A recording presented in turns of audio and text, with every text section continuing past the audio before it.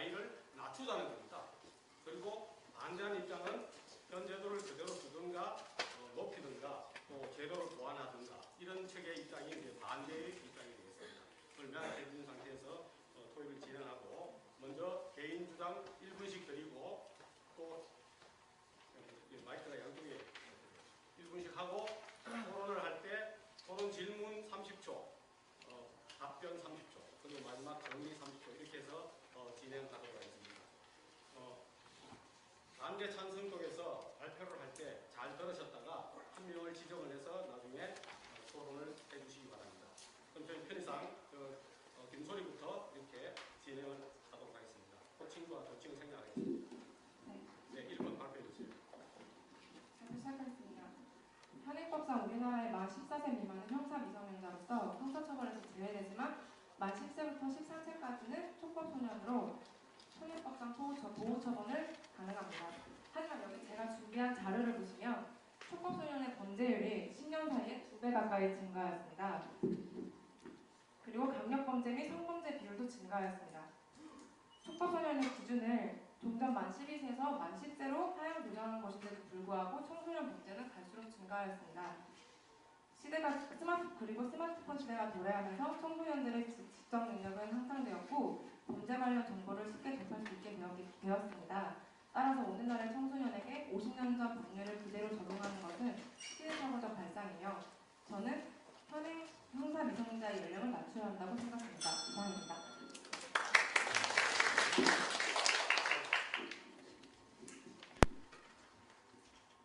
네, 저는 형사 미성년자의 연령을 14세에서 12세로 낮춰야 한다고 생각합니다. 지금의 형사 미성년자는 정신적, 육체적 능력을 청소년의 그 특별한 정신적, 육체적 능력을 장애로 보고 있는데요. 그거에 대해서 지금은 IT 시대가 도래하는 정보의 입수가 빠르고 그 정보를 무분별하게 받아들이기 때문에 아이들의 범죄와 질병화와 강력 범죄 증가 등이 문제가 되고 있습니다. 또한 보호처분을 내릴 수 있는 촉법소년의 연령은 12세 이하 9세 이상으로 바꾸어서 보호감호 처분을 강화하고 범죄자의 교화와 사회의 적응을 위한 교육을 통해서 소년 범죄율을 낮춰야 합니다. 피해자들의 구제 방법도 더 강화해야 합니다. 네. 피해 부상 정보의 강화와 구제제도의 마련과 필요하다고 생각합니다. 네, 감사합니다. 네, 안녕하세요. 김병민입니다. 저는 형사 미성년자 연령 기준을 2년 하향해야 된다고 생각합니다. 현재 형사 미성년자의 연령 기준은 1953년에 제정된 법입니다. 이는 우리 사회가 지난 60여 년 동안 많은 변화가 있었는데 이 법이 현재까지 이어짐으로써 변화를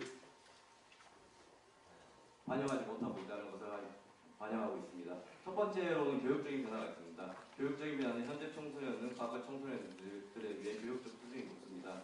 이는 현재 청소년들의 정신연령이 높다고 할 수 있습니다. 둘째로 신체적 변화입니다. 현재 청소년들은 과거의 청소년들에 비해 구체적으로 우월합니다. 이는 현재 청소년이 과거의 청소년이 무력을 가했을 때 피해를 줄 수 있는 연령이 낮아졌다고 이야기할 수 있습니다. 이러한 변화 속에서도 과거의 기준을 적용하는 것은 법이 사회 변화를 적절하게 반영하고 있지 못한다고 할 수 있습니다. 따라서 저는 형사 미성년자 연령 기준을 2년 하향해야 된다고 생각합니다.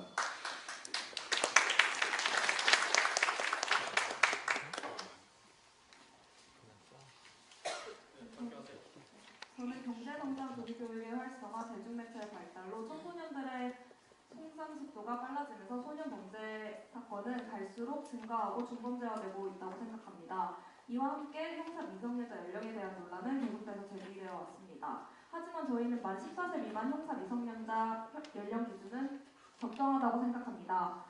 이와 함께 보호처분 제도의 필요성과 보완을 제기하는 바입니다. 먼저 숙박시설의 부족과 지역적 불균형 현상은 대놓고 처분을 제대로 활용하지 못하는 것이 실정이므로 숙박시설의 해소를 위해서 다양한 지역에 위탁시설을 설치하여야 합니다. 다음으로는 예산 부족에 대한 문제입니다.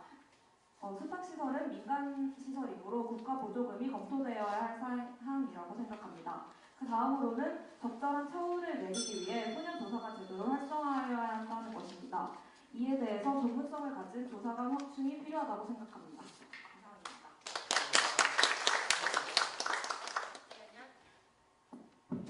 네, 안녕하십니까. 명지대학교 법학과에 재학 중인 서지혜입니다.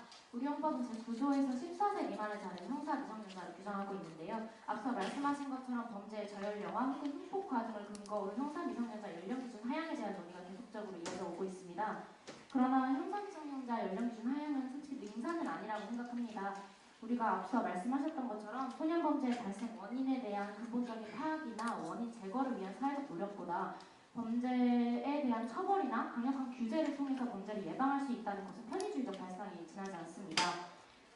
가치관이 충분히 정립되지 않은 아이들에게 이런 공식적인 사육 대응을 통해서 부정적인 효과를 주는 것보다는 좀 더 그들의 개선 가능성을 인지하고 학교나 가정 등의 비공식적 통제 기능을 강화시키는 것이 좀 더 합리적이라고 생각합니다. 감사합니다. 저는 마이크 없이 하도록 하겠습니다. 네, 저는 방원대학교 전재현이라고 합니다.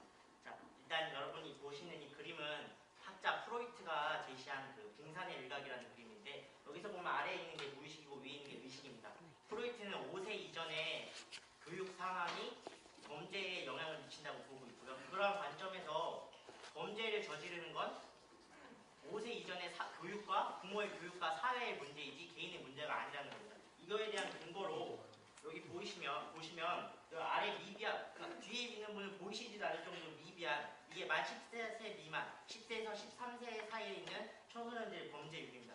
이러한 근거에 따라서 지금 현 상황에 14세를 유지하고 있는 것이 저는 적법하다고 여깁니다. 이상입니다.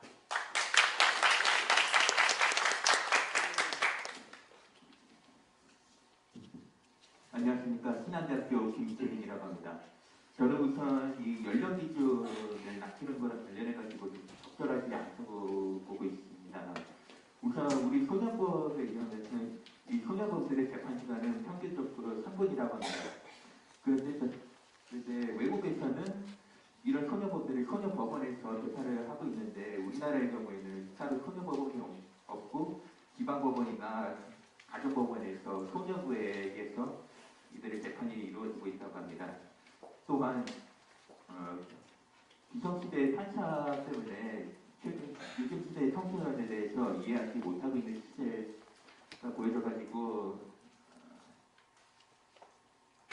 요즘 청소년들이 이런 기성시대의 판사들이 맞는 것은 좀 부적절하다고 보고 있습니다. 네.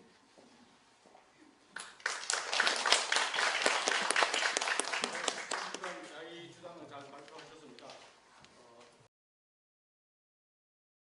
현재 지금 14세 미만은 범죄 행위를 해도 처벌받지 않느냐? 그건 아니죠.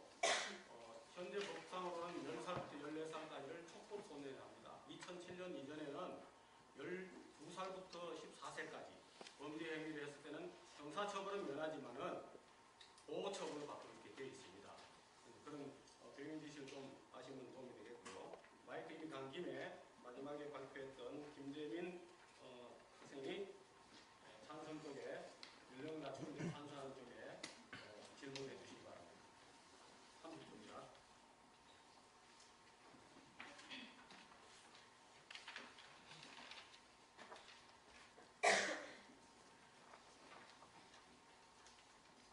여러 발표자 질문할게요. 준비 안 되셨으면 다음 또 기회 드리겠습니다. 네. 전재현 네. 질문해 주시기 바랍니다. 네, 저는 찬성층 전체에게 질문을 드리고 싶은데요. 찬성층에서 주장하고 있는 근거 중에 하나가 53년 9월에 만들어진 형법에 대해서 너무 오래된 법이 지금까지 적용되고 있다라고 말씀하시는데 오히려 반대로 그때 14세로 만들어진 것이 그 당시엔 적법하지 않았으나 현재는 적법하다고 할 수 있지 않을까. 그에 대한 증거를 제가 아까 보여드렸던 이 자료를 보시면 지금 14세 미만의 범죄율은 표에서 보이지도 않을 정도로 되게 낮습니다. 근데 어떻게 지금 14세에서 아래를 낮추는 게 맞다고 보시는지 말씀하시는지 되게 궁금합니다.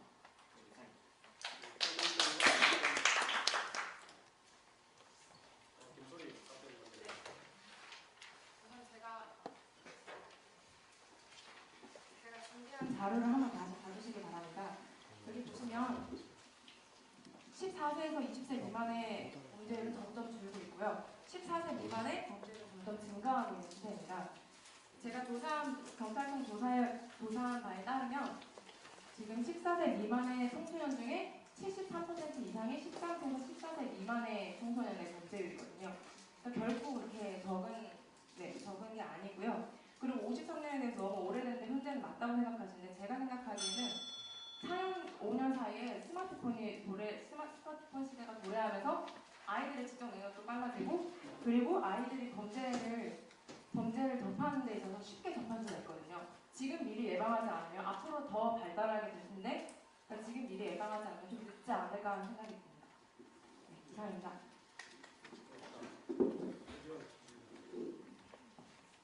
김소리 소장님께서 말씀하신 것처럼 그 어린 아이들이 범죄율이 증가하고 있고 이런 거에 대해서는 저희도 통계 자료가 뭐 다를 수 있으니까 그런 거에 대해서는 좀 다르게 얘기를 하고요. 만약에 정말로 12세, 13세로 연령 기준을 하향했을 때 그 학생들에게 과연 형벌을 집행을 했을 때 우리가 관찰하고자 하는 반사회성의 제고나 혹은 뭐 건전한 육성에 진실적으로 도움이 될 것인가 이거는 조금 저는 불합리하다고 생각이 드네요.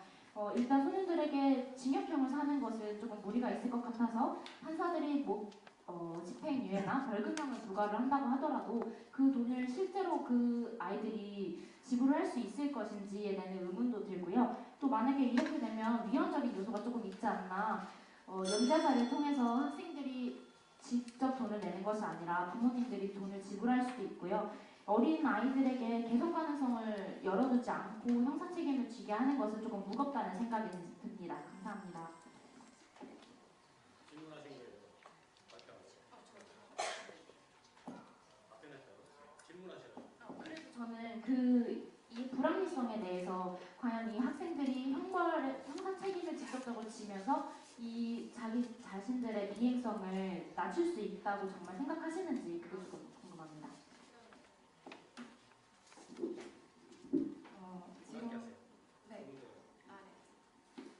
저는 어린 나이에 그 형벌을 받으면 좀 불합리하다고 하시는 것 같은데 사실 성인도 마찬가지고요. 학생도 마찬가지지만 경범죄에 따라 중범죄에 따라서 처벌이 다릅니다.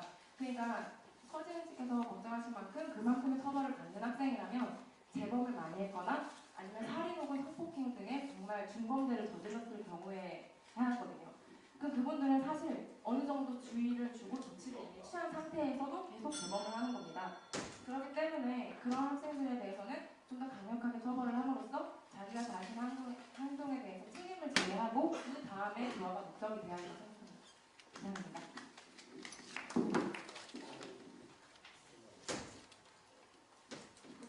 저는 찬성 측에서 아직 나오지 않은 발언에 대해서 말씀과 같이 질문을 드리고 싶은데요. 소년에 대한 형사처벌에 대한 소년 형사처벌 연령을 낮춘다면 그 소년은 그 형사처벌 이후에 학교로 생활을 복귀를 했을 때 차후 친화적이지 못하는 경우가 많은데 그런 거에 대해서 어떤 대책을 내리고 있기에 연령에 대한 하향을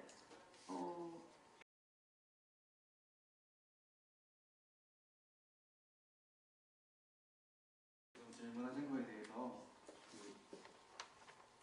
소년범들의 재사회화가 문제가 된 걸로 하시는데요. 재사회화의 소년범들을 지금 재사회화는 교육이라는 강의라는 프로그램으로 하고 있는데 그거는 좀 적절하지 않다고 생각합니다. 네, 그리고 그거를 좀 더 강화해서 그 아이들의 직업관이라든지 그런 것들을 확립시켜서 아이의 교도소처럼 직업 교육 같은 걸 시키면 그 아이들에게 사회 적응이 더 빨리 된다고 생각합니다. 네. 김성관 다시 이쪽에 네, 제가 질문. 서지은 씨가 비공식적 인재수단에 대해서 말씀하셨는데 그거에 대해 구체적인 예를 말씀해 주시나요? 비공식적 사회통제를 제가 말씀드렸는데 제가 말씀드린 것은 학교나 가정의 역할이 중요하다고 말씀을 드린 거예요. 지금도 수강료 행정명령이나 이런 식의 처분은 이루어지고 있는데 부모님의 참여 같은 거는 조금 저조한 편이에요. 그래서 아무래도 어린 학생들의 경우에는 부모님과 함께하는 거에서 오는 그 첫 번째적인 의의가 있을 것 같고요. 비공식적 사회통제라고 한 학교 같은 경우는 아까 여기 옆에 분에서 말씀하셨던 것처럼 학생들이 학교로 돌아갔을 때 그것에 대해서 좀 걱정이 되는 거니까 그 학교에 대해서도 만약 범죄소년끼리 함께 같이 재사회할 수 있는 제도를 마련하는 것이 좋지 않을까라는 생각이 듭니다. 알겠습니다. 김동현 학생 질문하세요.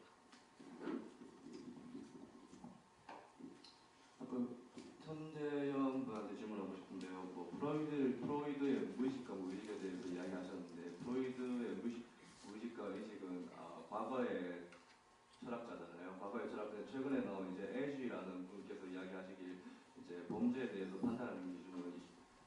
판단하는 도덕성에 대한 기준은 10세 이후로 결정된다고 이야기했거든요. 10세 이전에는 부모님의 말을 듣고 거기에 따라서 자기가 잘못했다, 잘못했다라고 이야기하는데 10세 이후부터는 지속적인 교육을 통해서 자신이 도덕적인 기준을 세워서 판단할 수 있다고 하거든요. 거기에 대해서 어떻게 생각하시는지 궁금합니다. 네, 그 답변을 드리면 그런 비슷한 얘기를 하신 학자가 또 계세요. 콜버그라는 분이 계신데 콜버그의 도덕성 발달 이론에 따르면 그 중에 하이지의 딜레마라는 시험이 있어요. 11살의 학생들을 데리고 약사의 아픈 병자에게 약을 주기 위해 약사에게 약을 훔치는 사건에 대해서 조사한 결과 그 11세에 해당하는 애들 보면 도덕성은 있는데 도덕성이 교육된 도덕성이라는 거죠. 이 도덕성은 자기가 판단하는 기준보다 사회의 교육성이 더 중요하다는 거예요. 그러니까 사회에서 교육을 어떻게 하냐에 따라 도덕성이 바뀔 수 있고 11세는 그 기준이 모호하다는 게 제 입장입니다.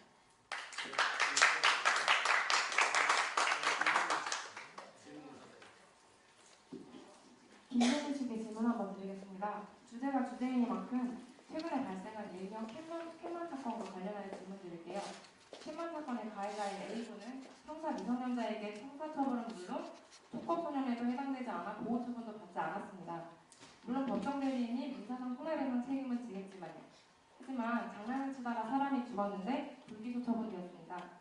이에 대해서는 어떻게 생각하시는지 그리고 금전적 배상이 적당한 처분이라고 생각되시는지 여쭤보고 싶습니다.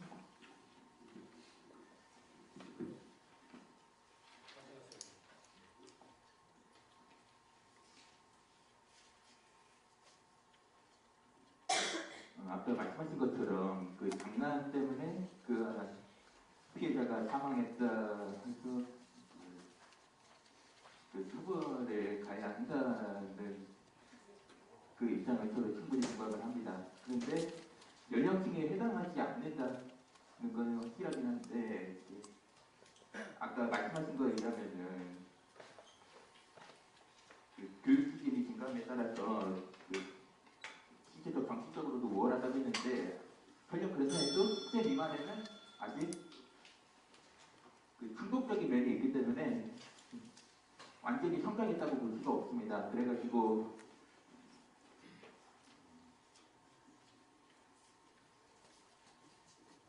그 우발적인 면에서 그 형사적으로 처벌을 가하게 되면 오히려 낮은 인감이 형성이 돼가지고 도리어 개발을 일으킬 수 있지 않을까 하는 생각이 듭니다. 네, 알겠습니다. 김정민 다시 마지막 질문. 네, 아까 한쪽측에서 말씀하신 것처럼 그 IT 시대가 노력에 따라서 정보 입수가 빠르고 그 신체적으로도 우월하다고 또 말씀하신 것 같긴 합니다. 근데 제가 앞서 말씀드린 것처럼 청소년들은 충동적이고 또래 집단의 영향을 받아가지고 동절 현상이 쉽게 일어날 수가 있습니다. 그리고 또 그러다 보니까 우발적으로 일어날 수가 있는데요.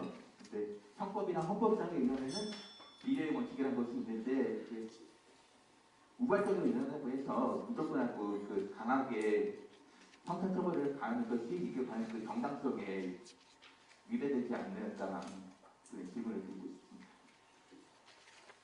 네, 토론까지 다 했는데요. 대체적으로 보면 이 반대하는 입장에서는 보호처분이라는 이런 제도, 행정제도 이런 것들을 강하게 하든가 또는 보완하자는 의견들이 많았고 또 김재민 학생 같은 경우는 제도 자체를 폐지하자 이런 의견도 있었어요.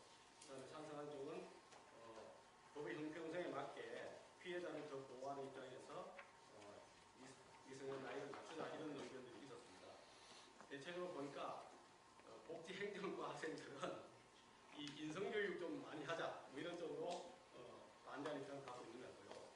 또 행정이나 법 뭐 이런 쪽으로 하시는 분들은 처벌을 하자 뭐 이렇게 대처를 하는 것 같아요. 그렇게 제가 뭐 양분하고 싶지는 않은데 그런 학과를 보니까 제가 또 그런 느낌이 좀 듭니다. 마지막으로 30초씩 최종 발언하도록 아까 김소희 됐으니까 이번에 김원님부터 해서 30초씩 드리겠습니다. 마무리 발언해 주시기 바랍니다. 요즘 사회가 발전함에 따라서 그 범죄도 많이 일어나고 있는 것은 사실입니다. 하지만 그렇다고 해서 이 낮은 연령의 청소년들에게까지 형사적으로 처벌을 가한다는 것은 낙인감을 형성해가지고 오히려 재범의 우려가 발생할 수 있습니다. 하지만 또 청소년들의 경우에는 그 청소년들만의 문제가 있는 것이 아니라 그 사회적으로 그 가정이나 학교 등의 그 주변 환경적으로도 요인이 있기 때문에 그 연령을 낮추는 것에 의미를 둘 게 아니라 교육이란 것으로서 그 주변 환경을 개선하는 것이 옳지 않을까 하는 생각이 듭니다. 이상입니다. 네, 제육 올려놓겠습니다. 여기 보시는 이 그림이 펜만 사건에 대한 간략한 그 총 사건 내용인데요. 여기 설명드리기 시간이 없고요. 말씀드리면 이걸 보시면 이게 장난으로 인한 사건이라는 걸 아실 수 있어요. 근데 캔맘 사건에서 국민들이 가장 크게 분노하는 시점은 범인이 아이로 밝혀지고 나서 어린 아이랑 부모가 같이 왔는데 그 이후로 피해자 가족에게 사과를 하지 않은 상태에서 국민의 분노가 가장 최고로 정점을 찍었다는 그 사실이죠. 그러니까 이거는 부모의 문제가 너무나 큰 거예요. 부모와 사회의 문제가 큰 것이지 이것은 개인의 문제로 봐서 형사적 처벌을 하는 것은 좀 능사가 아니다 이렇게 보고 있습니다. 네. 네, 형사미성년자 제도는 아무리 범죄를 저질렀다 하더라도 책임을 묻지 않고 보호나 교육의 처분으로 하겠다는 국가의 의지를 표현한 제도라고 할 수 있는데요. 정신적으로 미성숙한 소년들을 감옥에 넣고 범죄자라는 낙인을 찍는 것보다 보호 처분이나 절충적인 절차를 통해서 아이들을 잘 보호하고 재범하지 않도록 교육하는 것이 더 중요합니다. 형벌보다 인생을 바로잡을 수 있는 기회를 주는 것이 장차 청소년들의 미래를 위해서도 보다 효과적일 것이라 생각합니다. 감사합니다. 범죄를 저지른 저연령 소년은 보호 처분을 통해서 새 사람이 될 수 있습니다. 형사 연령 하향으로 낙인을 찍기보다는 현재 실시하고 있는 보호 처분의 운용을 내실화하는 것에 초점을 맞추어야 한다는 것이 저희의 생각입니다. 감사합니다.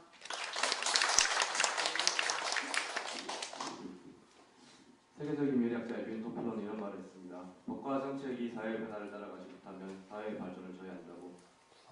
이러한 변화 속에서도 과거의 기준을 그대로 적용하는 것은 법이 사회 변화를 적절하게 반영하지 못한다고 할 수 있습니다. 법 제정은 우리 사회가 많은 변화를 겪은 만큼 우리 법도 그에 맞춰서 변화해야 합니다. 따라서 저희는 형사 미성년자 연령 기준을 반드시 적용되어야 한다고 말합니다. 이상입니다.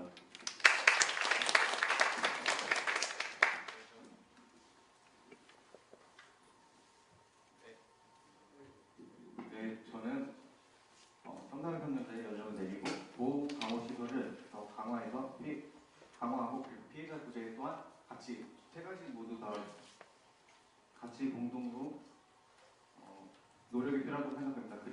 그러하여서 교화와 응보를 통한 법치 질서의 확립과 그리고 저기서 계속 말씀하신 무반적 출동은 그리고 감형의 대상이지 법을 피할 수 있는 그것이 될 수는 없습니다. 그러하여서 저는 미성년자의 피할 연령을 내려도 된다고 생각합니다.